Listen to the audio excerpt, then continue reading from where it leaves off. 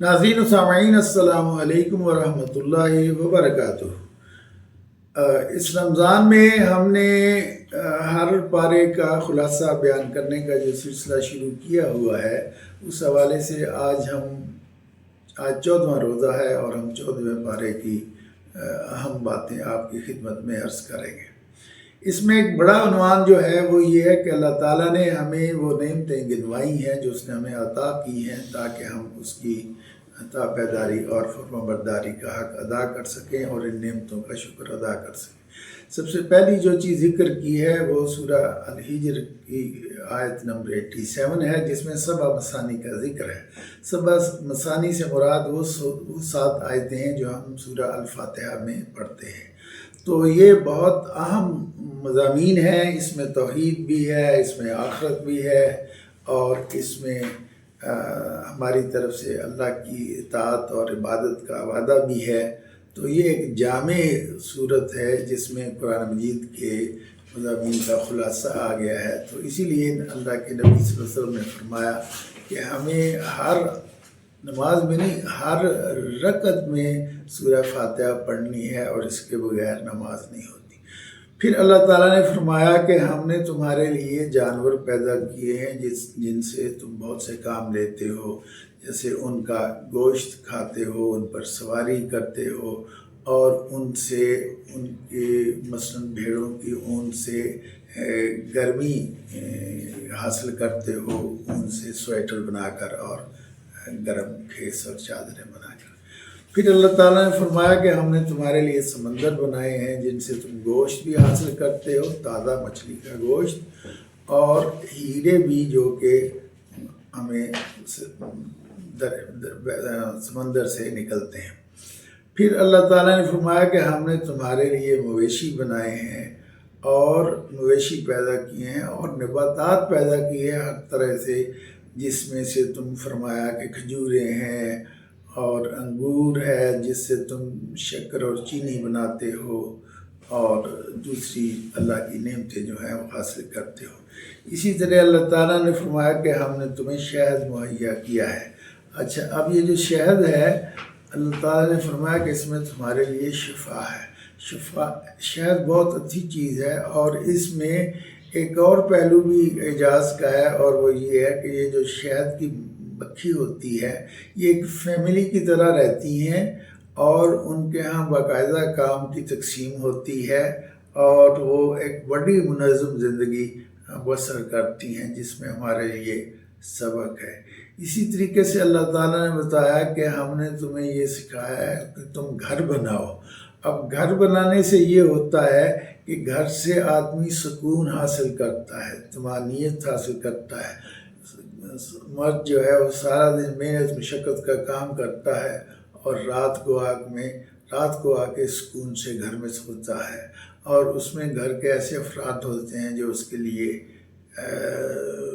آرام کا اور راحت کا سبب بنتے ہیں۔ پھر اللہ تعالیٰ نے فرمایا کہ اس سے تم خیمے بناتے ہو جانوروں کی کھال سے، اور وہ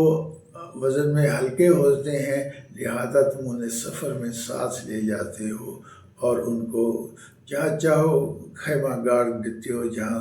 چاہو کھڑے رہتے ہو، اور اگلی منزل پر لے جاتے ہو۔ اور اسی طریقے سے جو بھیڑ بکریوں کی جو کھالیں ہیں، اونٹ کا جو پشم ہے وہ بھی تمہارے کام آتا ہے، اور بھیڑوں کی کھالوں سے تم اون کا لباس تیار کرتے ہو، اسی طرح بکری کی کھالوں سے بھی۔ پھر اللہ تعالیٰ نے فرمایا کہ ہم نے تمہارے لیے درخت پیدا کیے ہیں جس کے سائے میں تم بیٹھتے ہو، گرمی سے آرام پاتے ہو۔ ہم نے تمہارے لیے پہاڑوں میں غاریں پیدا کی ہیں جس سے تم بارش سے، طوفان سے، گرمی سے پناہ لیتے ہو جن میں، اور ہم نے تمہارے لیے لباس پیدا کیا ہے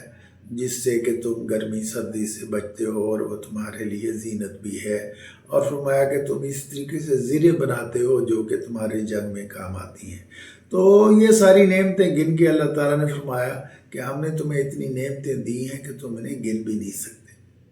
تم انہیں شمار بھی نہیں کر سکتے۔ فرمایا فَإِن تَعُدُّوا نِعْمَتَ اللَّهِ لَا تُحْصُوهَا إِنَّ اللَّهَ لَغَفُورٌ رَحِيمٌ، کہ ہم نے تمہیں اتنی نعمتیں دی ہیں کہ تم گننا چاہو تو گن نہیں سکتے، اور اللہ تعالیٰ بہت بخشنے والا ہے اور رحم کرنے والا ہے، لہذا ہمارا کام یہ ہے کہ ہم اللہ کی تابعداری کریں اور آپ کی فرما برداری کریں۔ اس کے علاوہ ان میں ایک اور آیت ہے جو کہ بڑی معروف ہے اور بڑی جامع آیت ہے۔ اس میں اللہ تعالیٰ نے فرمایا ان اللہ یأمر بالعدل والاحسان، کہ اللہ تعالیٰ تمہیں حکم دیتا ہے کس کا؟ احسان کا اور عدل کا۔ اب عدل سے مراد صرف عدالت میں ہونے والا عدل ہی نہیں ہے، بلکہ اس سے مراد جو ہے ہر طرح کا عدل ہے، اپنے معاملات میں، مثلا بال بچوں سے کے سلوک میں ہے وہ بھی عدل ہے۔ اور جو اسی طرح کا احسان ہے، احسان سے مراد یہ ہے کہ تمہیں حسن سلوک کرنا ہے، نیکی کرنی ہے، اچھے اعمال اپنی بہترین صورت میں انجام دینے ہیں۔ تو یہ عدل اور احسان کا تعلق ہے۔ اسی طرح فرمایا وَإِيتَاءِ ذِي الْقُرْبَى، اور وہ تم جو تمہارے رشتہ دار ہیں ان کے تم حق ادا کرو، ان کے تم حق ادا کرو، اس لیے کہ ان کا بڑا حق ہوتا ہے۔ اور اسی وجہ سے اللہ تعالیٰ نے یہ فرمایا کہ جو تمہارے رشتہ دار ہوتے ہیں ان سے حسن سلوک کرو، اور اس کی اللہ تعالیٰ نے صلہ رحمی کے الفاظ جو ہیں وہ استعمال فرمائے ہیں۔ وَإِيتَاءِ ذِي الْقُرْبَى وَيَنْهَىٰ عَنِ الْفَحْشَاءِ وَالْمُنكَرِ وَالْبَغْيِ۔ اللہ تعالیٰ نے یہاں ہمیں 3 کام کرنے کا حکم دیا ہے، عدل، احسان اور صلہ رحمی، اور 3 چیزوں سے منع کیا ہے۔ فرمایا وَيَنْهَىٰ عَنِ الْفَحْشَاءِ وَالْمُنكَرِ وَالْبَغْيِ۔ فحش سے مراد یہ ہے کہ فحاشی سے بچو، بے حیائی سے بچو، اور جو منکر ہے اس سے مراد یہ ہے کہ جتنے برے کام ہیں، جتنے غلط کام ہیں، جو نامعقول کام ہیں، ان سے بچو۔ اور بغی سے مراد یہ ہے، اردو میں ہم جیسے بغاوت کہتے ہیں، اس سے مراد ہے کہ کسی پر ظلم اور زیادتی نہ کرو۔ تو یہ ایک قرآن کی جامع آیت ہے جس میں 3 بہترین کام کرنے کے لیے اللہ تعالیٰ نے ہمیں حکم دیا ہے، اور 3 کاموں سے بچنے کا حکم دیا ہے۔ اور وہ یہ اس پر اگر ہم عمل کر لیں تو ماشاءاللہ یہی ہماری نجات کے لیے کافی ہیں، اور یہی دنیا میں ہمارے بہترین کردار کے لیے کفایت کرتے ہیں۔ اس کے بعد دعوت و اصلاح کے حوالے سے اللہ تعالیٰ نے 2 باتیں فرمائی ہیں۔ پہلی یہ ہے کہ فَاصْدَعْ بِمَا تُؤْمَرُ وَأَعْرِضْ عَنِ الْمُشْرِكِينَ۔ ایک تو بات یہ ہے کہ مشرکوں کے ڈر کے تم دعوت سے نہ رکو، مطلب یہ ہے کہ کھل کر دعوت دو اور کافروں سے ڈرو۔ اب آج جو ہمارے ہاں مثلا اس وقت جو مسلمان ممالک ہیں کیوں دعوت کھل کر نہیں دیتے ہیں؟ اس وجہ سے کہ وہ امریکہ اور یورپ سے دبے ہوئے ہیں۔ حالانکہ ہمیں دین کی دعوت جو ہے وہ کھل کر دینی چاہیے، اور اس میں سے کسی کا لحاظ نہیں کرنا چاہیے کہ فلاں کے ڈر سے ہم اللہ کے دین کی طرف لوگوں کو نہ بلائیں اور دین کی اشاعت نہ کام کریں۔ اس کے لیے ہماری حکومتیں بجٹ رکھتے ہوئے ڈرتی ہیں، اس لیے کہ بجٹ جو ہے وہ ہم نے IMF سے منظور کروانا ہوتا ہے، اللہ معاف فرمائے۔ اچھا جی، دعوت و اصلاح کے حوالے سے ایک اور بات جو اللہ تعالیٰ نے فرمائی ہے وہ یہ ہے کہ دعوت حکمت سے دو، سلیقے سے دو، لوگوں کا دل جیتو۔ فرمایا ادعو الی سبیل ربک بالحکمت والموعظۃ الحسنہ، حکمت سے دو اور اچھے انداز میں بات کرو، وجادلہم باللتی ہی احسن، کہ احسن انداز میں ان سے بحث مباحثہ کرو۔ ان ربک هو اعلم بمن ضل عن سبیلہ وهو اعلم بالمہتدین، کہ مطلب یہ ہے کہ دعوت اس طرح نہیں دینی چاہیے کہ جیسے ہم مقابلہ کر رہے ہیں، یا جیسے ہم لڑائی جھگڑا کر رہے ہیں، یا جیسے ہم مناظرہ کر رہے ہیں اور ہر قیمت پر اگلے آدمی کو غلط ثابت کرنا ہے۔ اس طریقے سے لوگوں کا دل نہیں کھلتا ہے۔ لوگوں کا دل اس طرح کھلتا ہے کہ دلیل سے بات کرو، اور علم سے بات کرو، حکمت سے بات کرو، اگلے آدمی کو کنونس کرو، دلائل دو۔ تو یہ اس لیے اللہ تعالیٰ نے فرمایا کہ یہ جو دعوت کا کام ہے یہ آپ تم حکمت سے کام کرو۔ اچھا، اب اور جو اہم احکام اللہ تعالیٰ نے فرمائے ہیں اس میں ایک چیز یہ ہے کہ قرآن ہمارے لیے کفایت کرتا ہے۔ قرآن میں سب کچھ بیان کر دیا گیا ہے، یہ بات اللہ تعالیٰ نے دوسری جگہ پہ بھی فرمائی ہے، لیکن یہاں جو الفاظ ہیں وہ یہ ہے کہ وَأَنزَلْنَا عَلَيْكَ الْكِتَابَ تِبْيَانًا لِكُلِّ شَيْءٍ، کہ ہر چیز ہم نے اس میں واضح طور پر بیان کر دی ہے۔ اور اس کی تفصیل یہ ہے کہ اللہ تعالیٰ کے احکام جو ہیں اس میں ایک بات تو یہ ہے کہ اصولی طور پر اصولی رہنمائی ہر معاملے میں موجود ہے، یعنی دنیا کا کوئی معاملہ ایسا نہیں ہے جس کے بارے میں اللہ تعالیٰ کی کتاب میں اصولی رہنمائی موجود نہ ہو۔ اور وہ امور جن میں ہمارے عقل سے خطا ہونے کا امکان تھا، عقل کے دھوکہ کھانے کا امکان تھا، پھسل جانے کا امکان تھا، وہاں اللہ تعالیٰ نے تفصیل سے احکام دے دیے ہیں، جیسے مثلا وراثت کے احکام ہیں، جیسے مثلا نکاح اور طلاق کے مسائل ہیں۔ تو بعض چیزوں میں اللہ نے تفصیل بیان کر دی ہے، لیکن جہاں تفصیل بیان نہیں کی وہاں بھی اللہ تعالیٰ نے جو اصولی رہنمائی ہے وہ عطا کر دی ہے۔ اچھا، اللہ تعالیٰ نے یہاں اپنی ایک صفت اور بیان فرمائی ہے، وہ یہ ہے کہ میں مغفرت میں بھی تیز ہوں، یعنی اللہ کے بندے جب توبہ کریں، میرے سامنے جھکیں، اپنے گناہوں کی معافی مانگیں تو میں ان کے گناہ معاف کر دیتا ہوں، ان کے گناہ معاف کر دیتا ہوں۔ لیکن اگر کوئی میری نافرمانی پر تل جائے اور اعلان خلاف ورزی کرے تو فرمایا کہ پھر میرا عذاب بھی بڑا سخت ہے، ورنہ عذابی هو العذاب العلیم، تو میرا عذاب جو ہے پھر وہ بھی سخت ہے۔ یعنی گویا کہ ہمیں جو حکم دیا گیا ہے وہ ہے کہ ہم اللہ سے امید بھی رکھیں نیک کام کرنے کے بعد، اور اللہ کے عذاب سے ڈرتے بھی رہیں، یعنی امید اور نا امیدی، امید اور خشیت، ان دونوں کے درمیان جو ہے یا ان دونوں کو اپنانے کا نتیجہ جو ہے وہ اللہ تعالیٰ کے فرما رہے ہیں کہ وہ بہترین طریقہ ہے۔ پھر یہاں اللہ تعالیٰ نے فرمایا کہ تمہارے رزق میں جو کمی بیشی کی جاتی ہے وہ حکمت پر مبنی ہے، اور ہم نے عملاً آزما کے دیکھا ہے کہ مثلاً 5 بھائی ہیں فرض کیجئے، اور آپ 5 بھائیوں کو آپ 10 لاکھ روپیہ دے دیں اور 2-3 سال بعد آ کے دیکھیں کہ حالانکہ وہ ایک ماں باپ کے بیٹے ہیں، ایک جگہ انہوں نے پرورش پائی ہے، تو آپ دیکھیں گے کہ ان کے پاس وہ پیسے اتنے ہی نہیں ہوں گے۔ کسی نے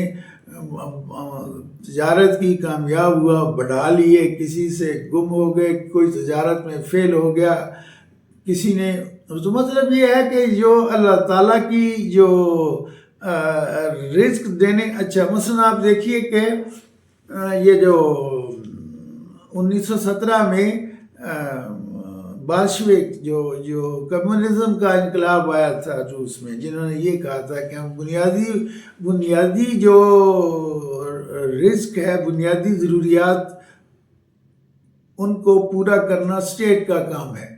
تو یہ جو اسٹیٹ کا کام ہے، آپ نے دیکھا کہ روس اس میں ناکام ہو گیا، اور جتنی دیر لوگ اس میں تھے، اس نظام کے تحت لوگ اس میں مظلوم اور مقہور اپنے آپ کو محسوس کرتے تھے، سارا دن کام کیا اور روٹی کھانے کے لیے لائنوں میں لگے ہوئے، ہاں جی، اور بعض کو وہ بھی نہیں ملتی تھی، اور صرف خالی روٹی کھانا ہی تو پیش نظر نہیں ہوتا۔ تو مطلب یہ ہے کہ اللہ تعالیٰ نے اس میں حکمت رکھی ہے، اور لوگوں کے رزق میں جو کمی بیشی ہے اس میں بہت ساری حکمتیں پوشیدہ ہیں، اور اس میں اگر کوئی کہے جی مساوات ہونی چاہیے، تو مساوات جو ہے وہ غیر حقیقی ہے اور ناقابل عمل ہے۔ ایک اور بات جس کی طرف اللہ تعالیٰ نے ہماری توجہ ہماری مبذول کروائی ہے وہ یہ ہے کہ دین کو قبول کر کے پھر اس کو چھوڑ دینا یہ بہت بری بات ہے، جس کو ہم اپنی زبان میں مرتد ہونا کہتے ہیں۔ تو اللہ تعالیٰ نے یہ فرمایا کہ جو مرتد ہوگا اس پر اللہ کا عذاب آئے گا۔ تو اس کی وجہ یہی ہے کہ ارتداد جو ہے وہ نہ صرف آدمی کے لیے بدقسمتی پر مبنی ہے، بلکہ وہ پوری اجتماعیت کے لیے نقصان دہ ہے۔ گویا کہ آپ اس ساری کمیونٹی کو ڈسٹرب کرتے ہیں جو کہ آپ کے ساتھ اس چیز پر ایمان لائی تھی۔ یہی وجہ ہے کہ اللہ کے رسول صلی اللہ علیہ وسلم نے فرمایا کہ جو مرتد ہے وہ قابل قتل ہے، اور آج جو لوگ اس پر اعتراض کرتے ہیں وہ ان کو اس بات کی سمجھ نہیں آتی، حالانکہ یہ بات ان کی سمجھ میں آنی چاہیے کہ اسلام جو ہے صرف فرد کا نام نہیں، افراد کے مجموعے پر جو مسلم معاشرہ بنتا ہے وہ بھی ضروری ہے اور ریاست بھی ضروری ہے۔ تو اگر ہر آدمی اس پر ایمان لا کر اس پر اس ایمان سے نکل جائے تو یہ دوسروں کے لیے برے اثرات چھوڑتا ہے، معاشرے پر اس کے اثرات مرتب ہوتے ہیں۔ اسی طریقے سے اللہ تعالیٰ نے فرمایا کہ لوگوں کی ایک بری عادت یہ ہے کہ وہ خوشحالی پر اللہ کا شکر ادا نہیں کرتے اور ناشکری کرتے ہیں، اور اس ناشکری کے نتیجے میں ان پر بھوک اور مسلط ہو جاتی ہے، بھوک اور خوف۔ گویا کہ آدمی کو محسوس کرنا چاہیے کہ ہم نے جو کامیابیاں حاصل کی ہیں، ہمیں جو خوشحالی نصیب ہوئی ہے وہ ہمارے زور بازو کا نتیجہ نہیں ہے، بلکہ وہ اللہ تعالیٰ کی نعمت ہے جو اس نے ہمیں دی ہے۔ اور اگر ہم اس کی ناشکری کریں گے تو پھر کیا ہوگا؟ پھر یہ ہے کہ اللہ ہم پر خوف اور بھوک مسلط کر دے گا۔ تو آپ آج دیکھیے کہ ہمارے ہاں مسلمان ملکوں میں، خاص طور پر پاکستان میں جو آپ دیکھتے ہیں کہ جتنی مہنگائی ہے اور امن و امان کمزور ہے، تو یہی بھوک اور خوف ہم پر مسلط ہے۔ تو اس کی وجہ یہ ہے کہ ہم اللہ کی ناشکری کرتے ہیں۔ اگر ہم اللہ کے حقیقی معنوں میں تابع دار ہو جائیں تو انشاءاللہ ہمیں اللہ تعالیٰ کی یہ جو نعمتیں ہیں وہ ملتی رہیں گی۔ اور اس میں آپ یہ بھی فرمائیے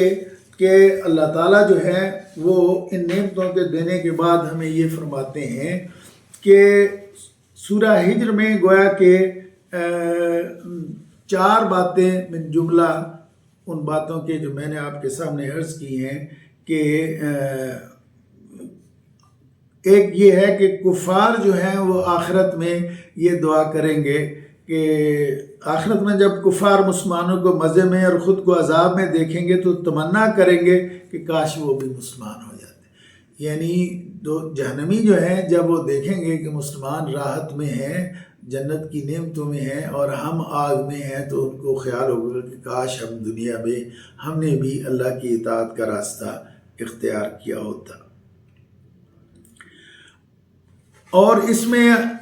اللہ تعالیٰ نے بعض واقعات بیان فرمائے ہیں جن کی طرف کہ ہم پہلے بھی ذکر کر چکے ہیں۔ ایک یہ کہ حضرت ابراہیم علیہ السلام کے پاس جب فرشتے آئے تھے تو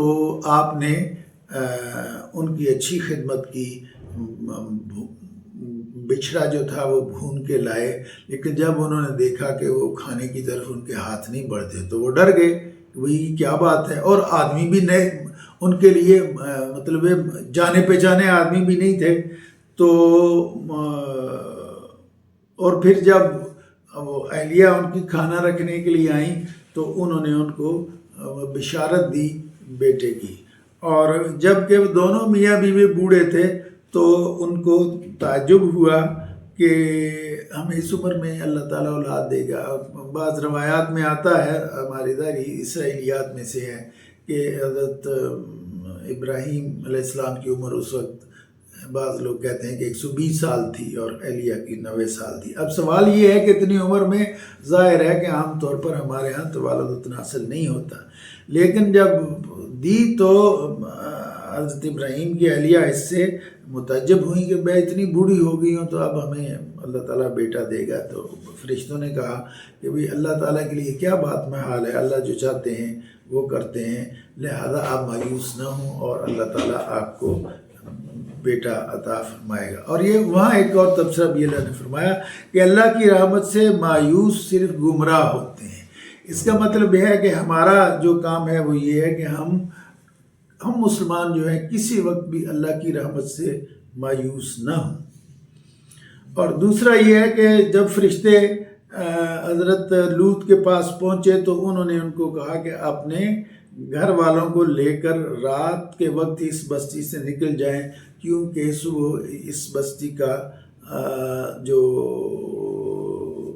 بستی کو صبح تباہ و برباد کر دیا جائے گا۔ اور تیسرا ذکر جو ہے وہ حضرت صالح علیہ السلام کی اونٹنی کا ہے کہ ان کے مطالبے پر، اچھا یہ قرآن مجید میں اتنا ہی آتا ہے کہ اونٹنی تھی، لیکن اسرائیلیات میں آتا ہے کہ وہ ایک مخصوص پہاڑی سے نکلی تھی اور اسی وقت اس کے وہاں ولادت ہو گئی، مطلب کئی معجزات تھے جو اس اونٹنی سے وابستہ تھے۔ لیکن اور آپ نے ان کو کہا کہ اس کی یہ اللہ کی طرف سے اونٹنی آئی ہے، ایک دن یہ پانی پیے گی، دوسرے دن تمہارے ریوڑ پئیں گے، اور اس کو تم نے نقصان نہیں پہنچانا، لیکن انہوں نے اس کو نقصان پہنچایا اور پھر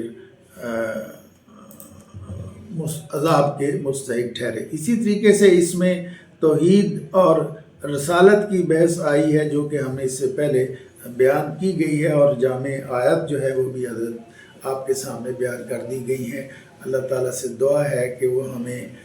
قرآن کو سمجھنے اور اس پر عمل کرنے کی توفیق عطا فرمائے۔ وآخر دعوانا الحمدللہ رب العالمین۔